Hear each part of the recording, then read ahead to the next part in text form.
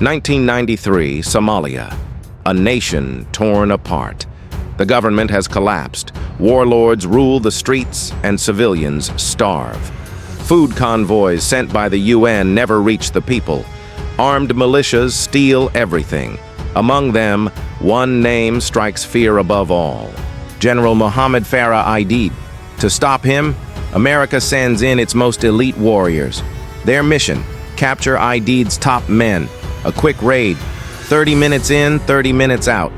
But what was supposed to be simple would turn into the bloodiest U.S. battle since Vietnam. They were America's silent war machine. Delta Force, ghosts of war. No media, no medals, only whispers in classified rooms. Get in fast, get out alive. Alongside them, the Army Rangers. Tough, loyal, forged in discipline. And in the sky, the Night Stalkers. Pilots who could thread a helicopter through the eye of a needle, even in hell itself. Some of these men were barely more than boys. They joked about the heat, wrote letters home about boredom.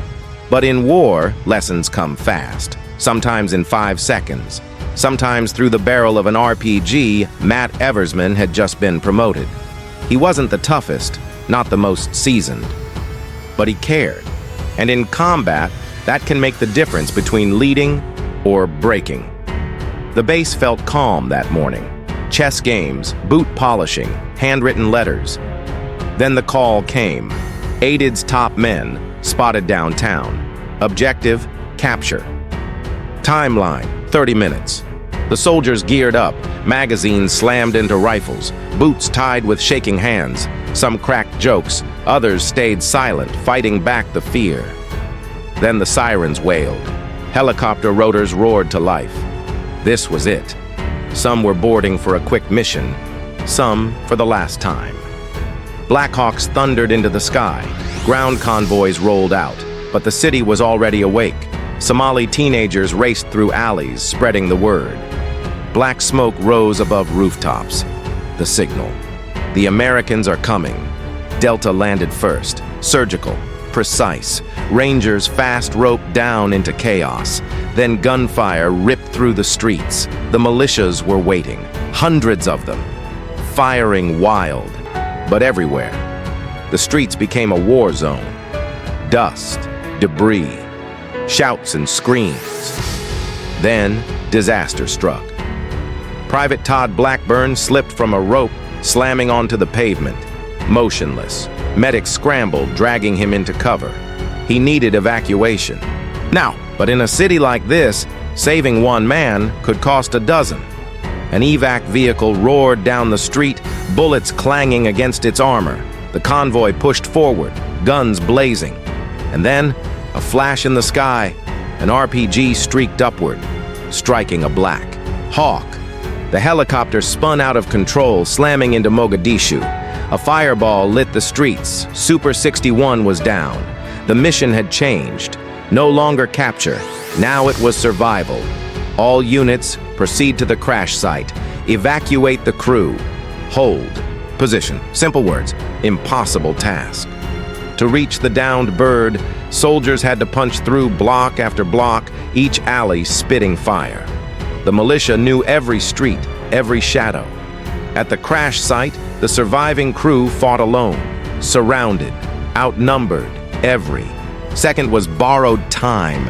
Rangers and Delta clawed their way forward. Some dragged the wounded from the wreck. Others laid down fire to cover their brothers. They weren't attackers anymore. They were guardians, guardians of the fallen.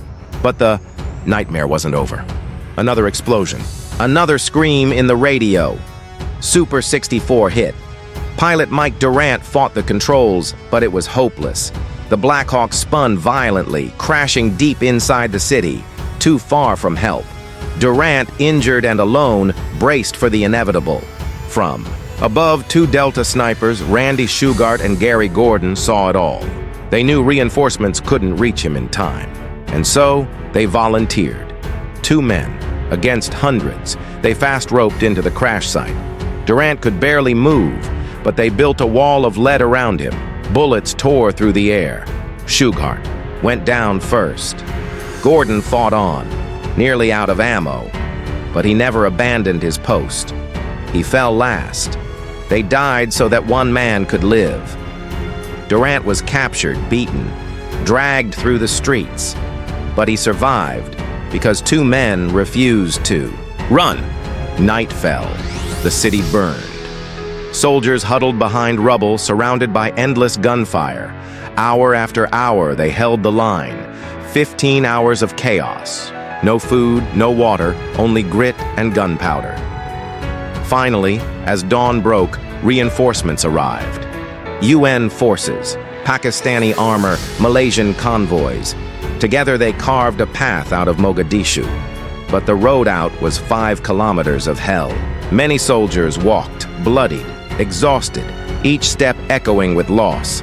Behind them lay 2 wrecked Black Hawks. 19 Americans dead, 73 wounded, and hundreds of Somali lives lost.